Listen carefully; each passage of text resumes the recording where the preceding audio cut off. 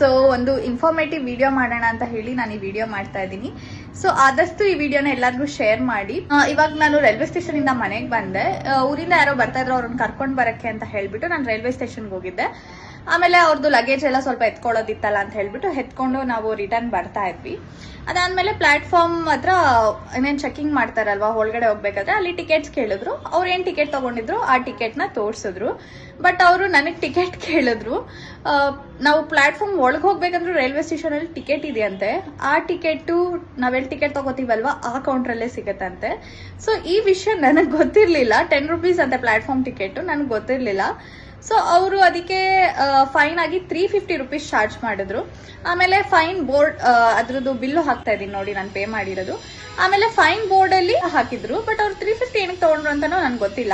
ನಾನು ವಾಪಸ್ ಕೇಳೋಷ್ಟರಲ್ಲಿ ನಾನು ಹೊರಗಡೆ ಬಂದಾದ್ಮೇಲೆ ನನ್ಗೆ ಅದು ರಿಯಲೈಸ್ ಆಗಿದ್ದು. ಸೊ ನಾನು ವಾಪಸ್ ಕೇಳಕ್ ಹೋಗ್ಲಿಲ್ಲ, ಬಿಕಾಸ್ ನಾನು ಅರ್ಜೆಂಟ್ ಅಲ್ಲಿ ಇದ್ದೆ ಅಂತ. ಸೊ ಪ್ಲಾಟ್ಫಾರ್ಮ್ ಟಿಕೆಟ್ ಇದೆ ಅನ್ನೋದು ನನಗೆ ಗೊತ್ತೇ ಇರಲಿಲ್ಲ ಫಸ್ಟ್ ಆಫ್ ಆಲ್.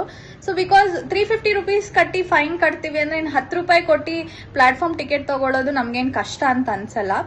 ಬಟ್ ಯಾರಿಗಾದ್ರೂ ಇದು ಗೊತ್ತಿಲ್ಲದೆ ಇರೋರ್ಗೆ ನನ್ಗೆ ಹೆಂಗೆ ಆಯ್ತು ಅವ್ರಿಗೂ ಆಗೋದು ಬೇಡ ಅಂತ ಹೇಳಿ ಈ ಇನ್ಫಾರ್ಮೇಶನ್ ಆದಷ್ಟು ನಿಮ್ಗೆ ಹೇಳೋಣ. ಸೊ ದಟ್ ಯಾರಿಗೂ ಈ ತರ ಪ್ರಾಬ್ಲಮ್ ಆಗದೆ ಇರಲಿ ಅಂತ ಹೇಳಿ ನಾನು ಇವತ್ತು ಈ ವಿಡಿಯೋ ಮಾಡ್ತಾ ಇದ್ದೀನಿ. ಸೊ ಆದಷ್ಟು ಈ ವಿಡಿಯೋನ ಶೇರ್ ಮಾಡಿ. ನಿಮ್ಗೆಲ್ಲನೂ ಪ್ಲಾಟ್ಫಾರ್ಮ್ ಟಿಕೆಟ್ ಅನ್ನೋದು ಇದೆ, ಪ್ಲಾಟ್ಫಾರ್ಮ್ ರೈಲ್ವೆ ಸ್ಟೇಷನ್ ಅಲ್ಲಿ ಪ್ಲಾಟ್ಫಾರ್ಮ್ ಒಳಗಡೆ ಹೋಗೋದಕ್ಕೂ ಟಿಕೆಟ್ ಅನ್ನೋದಿದೆ ಅಂತ ಗೊತ್ತಿಲ್ವಾ ಅಂತ ಕಮೆಂಟ್ ಸೆಕ್ಷನ್ ಅಲ್ಲಿ ನನಗೆ ತಿಳಿಸಿ.